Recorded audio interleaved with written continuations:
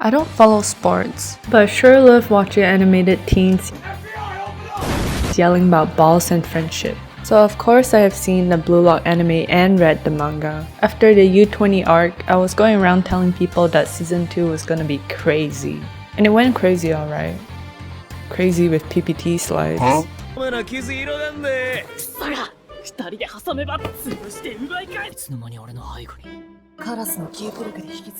Yeah, it was that bad. So let's do what they didn't.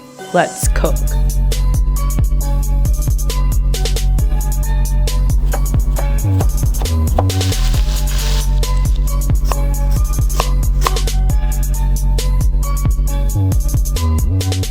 In Blue Lock, your performance ranking determines a lot of things, including what kind of food you get every day. Our main protagonist, Isagi, happens to be an idiot who is betting his whole future on something that he's not very good at.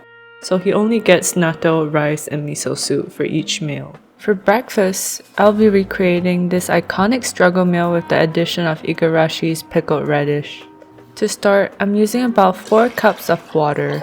For soups, I think it helps to pre-boil the water in an electric kettle to quicken the process. Once that's boiled, I transfer the water to a small pot. Turn the stove's heat up to a medium and loosely cover the pot.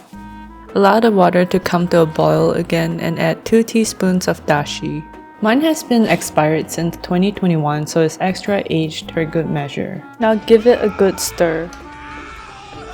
Usually I would add seaweed, but I have a friend over and she doesn't like it, so it's a skip today. For tofu, we're using a silken one. You can use firm or even extra firm if you like, but know that you're a heathen and stay away from me.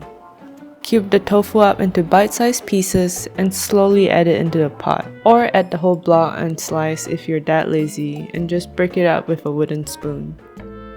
Let the soup come to a simmer again. Turn off the heat and stir in 4 tablespoons of miso. Get the $7 miso over the $4 one because you deserve nicer things in life. We're only adding miso at this point so that its beneficial enzymes don't get all broken down by heat. Give it a taste, and you can add 1 more tablespoon of miso if you want it to be stronger. Toss in some green onions, give it a gentle stir, and you're done. Take it off the heat while we prepare the natto over rice. If you don't know what natto is, I happen to be an expert in Nihon cuisine, so allow me to explain. Natto is a traditional Japanese food made from whole soybeans that have been fermented with bacillus. Basically, it's fermented soybeans. Have you ever had the intrusive thought to consume something liquidy, stringy, gooey, and has a strong funk? Then you should definitely try natto. You can usually find them in a pack of 3 like this in most Asian grocery stores. Mine is frozen, so I have to thaw it overnight. When you open up that cute little styrofoam packaging, you might be caught off guard by the smell. Yes, it's coming from the natto, not you. Peel off the wrapper and add the 2 provided sauces. One is a mustard and one is tare, which is usually a combination of soy sauce, mirin, sake, and sugar. And this is my favorite part. Give it a good mix and pull. You might be intimidated by the smelly snot bubble, but give it a chance. Just like meat baro. Not for everyone, but you might like it a lot. Pour it over some hot rice and top with green onions, and you're done.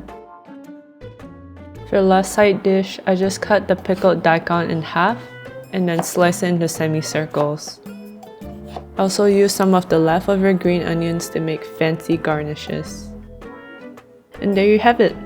Isagi's iconic struggle meal. I was a bit extra with the plating, but honestly, any noob could make this.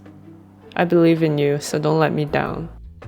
It's a simple but satisfying meal. The natto is savory and pairs well with the sweetness of the daikon pickle. Take a sip of that miso soup and it's chef's kiss. There's a reason why this is a common Japanese breakfast combo. For lunch, we're making an apple beef curry inspired by Kunigami's Blue Lock rations. Obvious ingredients are onions, carrots, potatoes, and meat, which is pretty standard for Japanese style curry. To a large pot on medium-high heat, add a little bit of oil. Once the oil is hot, cook your meat of choice in batches without overcrowding the pan. I'm using 2 pounds of chuck roast. Yes, this will make a lot of curry. The meat juices get everywhere, so I like to put a towel down to keep my floor clean, just like you do in your bedroom. When your batch of meat is done browning, set it aside and start the next batch. In the meantime, thinly slice the equivalent of 4 small onions or 2 large onions. We all know it takes a long time to cook down onions, so let me pass down this cheat skill. The microwave. Yes, we're gonna do that for 4 minutes.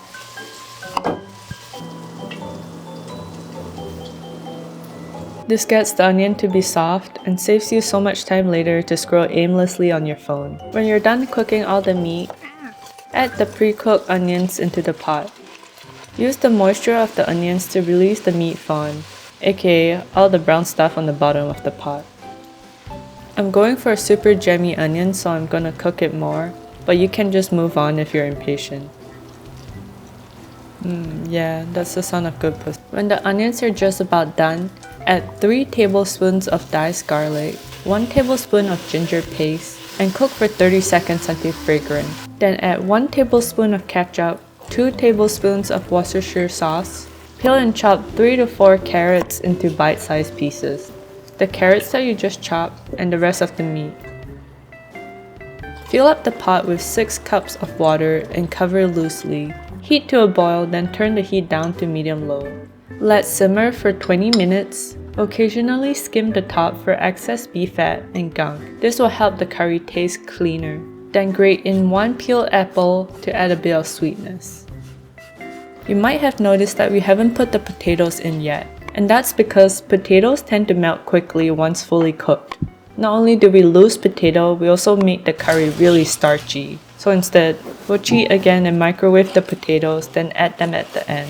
Cover the top with cling wrap and poke holes. This will help retain moisture in the potatoes and steam them. Microwave the potatoes for 4 minutes and 30 seconds. And then we can check if the potatoes are fork soft. This is the sound that you hear when it's ready. Have you accepted Jesus as your personal savior? Turn down the heat to low and add in our potato and curry cubes. I usually use this brand, but any of them should be fine.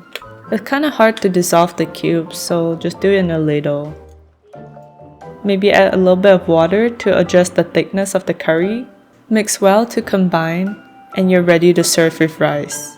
And there you have it, Kunigami's curry in real life. Ta-da! Time for a taste test.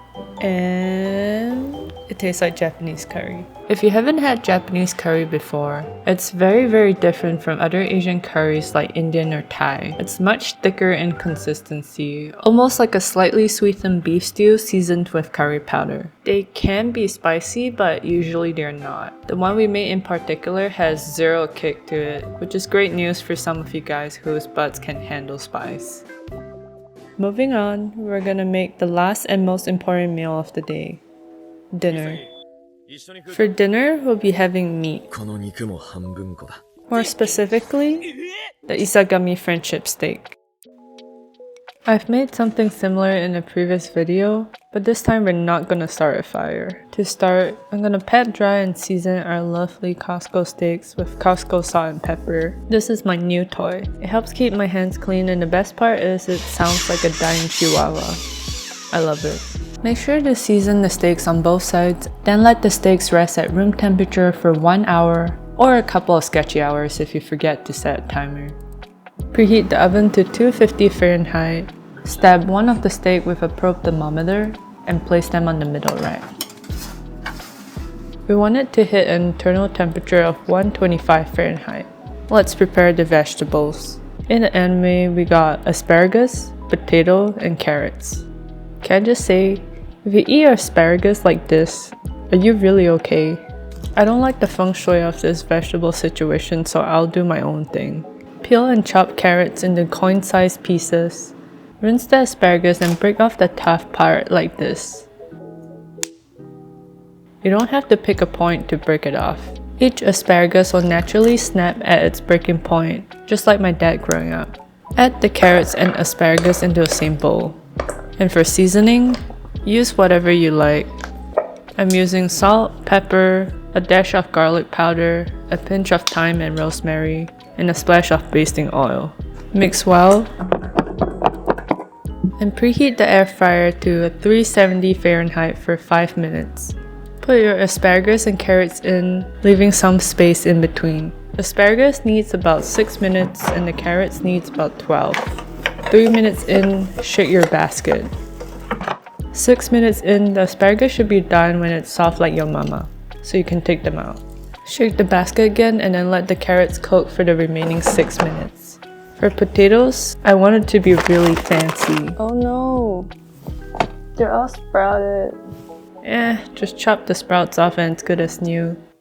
Sandwich each potato between a pair of chopsticks. Using a knife that's about as sharp as me, I make cuts almost all the way down. And you got yourself a super fancy potato. To 1 tablespoon of chopped garlic, I added 3 tablespoons of softened butter, a dash of rosemary, salt, and pepper. I recommend using 1 tablespoon of garlic powder instead of fresh garlic. You'll see why later. Wow, I'm so good at making things look disgusting. If your butter isn't soft enough, you can microwave it for like 10 seconds. Smear this garlic butter generously onto the potato and cook it in a preheated air fryer for 30 minutes on 3 to 55 Fahrenheit. In the meantime, the steak should be about ready. To a cast iron, add a tablespoon of oil, then heat up on high until the pan is as hot as meat barrel, aka smoking. Brown the steak on all sides to form a nice crust. Then transfer it to a chopping board and let rest for a few minutes before serving. Our potatoes are also done. Yep, the garlic got burned. But it's okay, cause just like life's other problems, we can just brush them under the rug. Plate everything prettily, and there you have it, the isagami friendship steak. Can we take a moment to just admire the color on that steak? It's looking rosier than my future.